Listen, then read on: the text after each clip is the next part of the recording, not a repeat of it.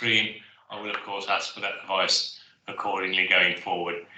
Usual rules apply. If anybody wishes to speak, perhaps you'd either wave your hand or put your hand up on the screen in the normal way, and then I'll pick you up for any comments that may be required.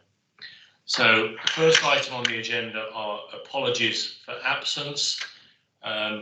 Wendy, are there any apologies for absence? Yes, Chair, we have 3 apologies.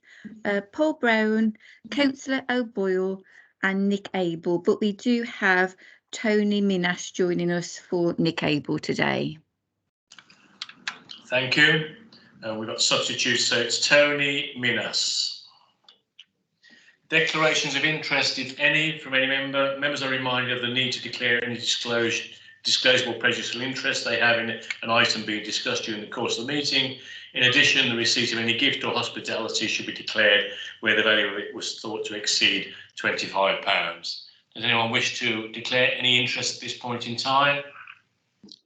Yes, Chair. Item 11. Councillor Jefferson, item 11. We'll make notes accordingly. Non-prejudicial, I'm assuming, Councillor. Yes, indeed. Board member of the Growth Company. That's fine. We'll note that accordingly. The minutes of the previous meeting of the 9th of August have been previously circulated. I'm simply taking those for noting as a true record. Does anyone wish any amendments to be made? No indications on the screen, so I'll take those for noting as a true record of the meeting of the 9th of August. I'm going to take therefore the next item on the agenda, which is item 5, which is the investment programme update. I've got Linda and Ian's name. Which one of you is going to take it? Ian? I'm happy to do that, yes, Chair. Thank you. So as we stand, we're looking at funding commitments as of 31st of August. They're £853.7 million, and that's versus the funding available from confirmed income streams of £871 million. The figure is excluding the earmark contributions approved by CA Board. At March 2021, CA Board agreed to increase the affordable limit to that £871 million following its review of the future interest rates. So since we last met, funding commitments have increased by £0.15 million. That was an added commitment to the low carbon future mobility project being delivered by Solihull. The increase is approved under delegated authority and extends the previous £0.35 million of funding to take the SOC to ABC level. That's within the £106 million package of projects allocated to SMBC, so it's not altering our overall limit. Costs incurred, or drawings really, to 31st of July was £339.7 million. That's an increase from 2 months prior of £32.5 million. So our drawings are increasing as projects are advancing in their delivery status, which is good to see. In August, the board was asked to note the potential for the DfT guidance in respect of £4.2 billion for transport schemes made available nationally and devolved under the City Region Sustainable Transport Settlements, or they're known as CRUSTs, really. CRUSTs won't form part of the investment programme, but it's obviously hoped that some of those transport projects that were always on our investment programme list and yet to receive funding or partially funded through the investment programme can therefore be advanced. So whilst the CRUSTs project list is subject to the settlement award by HMG, a number of the investment programme projects are on that list and could present a significant reduction in the future demand and the call from the unfunded elements of the investment programme. Obviously, once DfT HMG make their decision regarding the amount and we've got a settled list, we can report back and note those projects. Thank you, Chair. I'll move on to the dashboard when you're ready. Yeah, we'll hold at this point, so I'll take any questions or comments that people have. The CRSTS fund, as you all are aware, is something that's available to us, as Ian has said, and we will make an application accordingly. And it may well do, as Ian points out, deal with some of the unfunded elements within the original investment programme. That's the balances. I have Councillor Tristan Chatfield. Tristan, please. Thank you, Chair. Just a quick question, Ian. In terms of that 871 million, I'm just conscious that there's been a lot of press speculation, and we've seen it ourselves, about rising costs. I'm just wondering whether those inflationary pressures that seem particularly heavy on the construction industry at the moment are going to be factored into a review of that, because it seems to me to be quite high risk at the moment. Ian, please. Yeah, good question. No, it's a very good question, and something that's been brought to the attention of the board before. There are some projects, as we know, which have had inflationary cost pressures, such as the Coventry Station Master Plan, and those have been brought to the board's attention prior, where we've had to make various compromises in terms of reallocation of funds within a scheme. That will continue to be the case, where we'll bring those to the attention as the particular sponsoring organisations, the councils, bring it to our attention. But it's a very good question. I'm in the process of bolstering our monitoring and evaluation of the investment programme, and recruiting a couple of people to that team, one of which starts in late September. And I think it's a crucial time to do that. We are on the hook, of course, with our devolution settlement to deliver on the projects, and HMG or MHCLG will be keeping an eye on what we do. So the next 5 years, the next gateway review, are really important to see these projects delivering what we've said that they would do. Thank you. Tristan, is that okay for you? Yes, it is. It's just fundamentally, I know you can readjust within projects, and that might reduce the scope of what you're getting. But in the end, if we can't get as much for 871, then it's going to put pressure on our ability to deliver those projects that we've committed to. That's all. I'm just, I suppose it's just a question of when. I suppose I'd be keen for this committee to get some reporting back on this work once it's got underway, and we can perhaps have a better look at the pipeline and see whether those cost pressures do pose a risk. I'm going to put Linda Hall on FD, please. Yeah, so most projects in this investment programme are effectively contributions to overall programmes and projects that have got a combination of different funding sources, not just the investment programme funding them. So the delivery is monitored. Obviously, anywhere they are facing cost pressures that can't be contained within the individual schemes will come back through change control process to here. If they're requesting additional investment programme funding, delivery is monitored through this report anyway. And then from a combined authority perspective, because some of the investment programme are funding combined authority schemes, so that is picked up through the financial monitoring report to the authority as well. So where the investment programme is funding some combined authority schemes that, and as part of that combination, where those schemes are under cost pressure, that will be picked up through the financial monitoring report. And certainly as part of that 870, when board allocated it, they did set aside a small amount of capital contingency for specific CA schemes that were being delivered from a transport perspective. But so that's how it's currently monitored. Okay, I've got Councillor Simpkins, please. Yes, just to add on for Tristan, I said there'll be a delay because there's a delay in materials that's got to be factored in as a cost.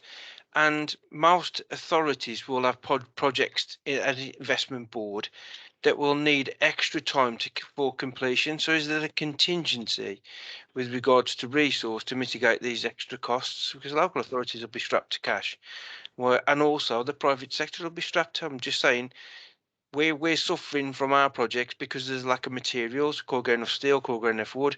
Is that cost been factored in?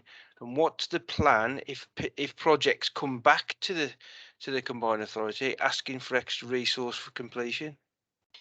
Pass back to Linda. Linda, please.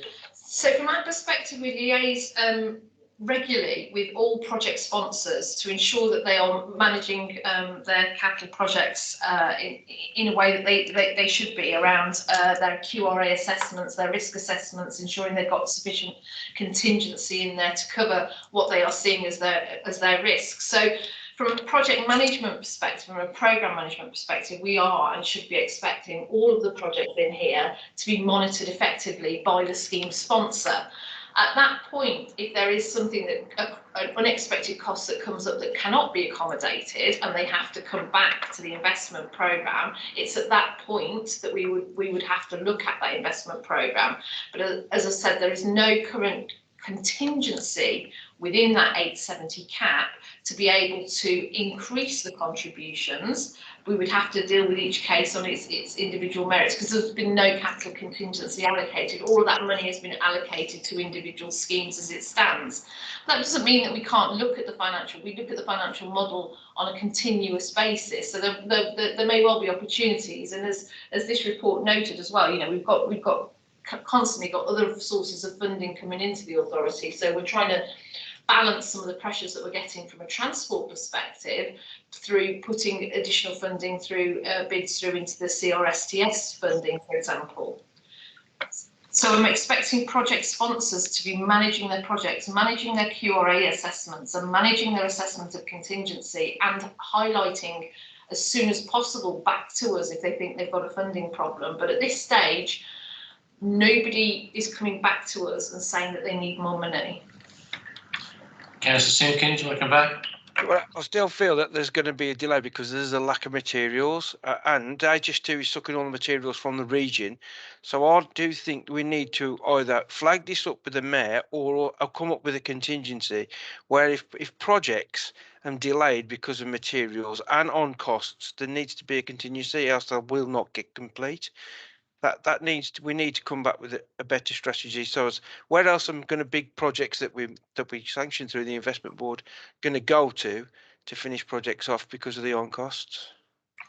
If I can just make a comment, of course, this is a 30-year programme. So although we're in a position at the moment, post-COVID and post-Brexit, where materials are difficult to find, there are projects that will come along with future outline business case and full business case to the combined authority.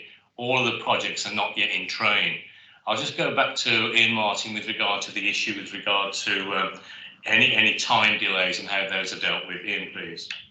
Yeah, I mean, we'll come on to the dashboard in a moment. The dashboard, of course, does monitor delays. It would also monitor where we got financial pressure within any of the schemes. At the moment, it is delays being reported rather than anything else. I mean, it's quite important as well to note that a lot of the projects that we fund through the investment programme, as Linda says, are cocktail funding once they're in delivery, but where quite often when we're the sole funder of those, it's to produce things to a SOC or OBC level, which rarely really has things on the ground requiring the physical build. There are exceptions, of course, as you go through the dashboard, but in many cases it's funding the work in advance of the actual start of build. So for those projects, we're dealing with consultants, etc. And yes, everything seems to be increasing in terms of price, but that's probably more manageable than the physical resource of steel, wood, etc. Thank you. I'm going to move on to the dashboard. Ian, on the dashboard, please. It does illustrate some of these points, I think, that you've just made. Thank you. Yeah. So we record 78 projects on the dashboard as having received approved funding from this board. Within those, there's various sub-projects, as I continuously say, really. As time goes on, we're splitting more of those out to aid better monitoring and evaluation of those. Currently, at the moment, we have 13 at red status, so those are ones where delays are reported and change requests are expected, so they can be signed off at the appropriate level if that's acceptable, and then they won't be red anymore. We'll have a new date for completion. So within that, we've got the HS2 parallel designs work that is being completed by UKC. We're awaiting a change request. We have got a draft now that's being looked at by the assurance and appraisal team. There's various projects within the UKC infrastructure project, the programmes. There's 11 projects there which we're working through with Solihull, as some of those are replanned and resequenced to receive change requests. And then there's a major one for Coventry City Centre South, where we've got a commitment of £98.75 million. The spend to date has been just over £13 million on a bit of demolition and land assembly and some planning work. That scheme is being delivered by Shearer Property Group, working with Coventry, who's the recipient of the grant. The board received their last update on this in September 2020, at which point planning application was being made or worked up.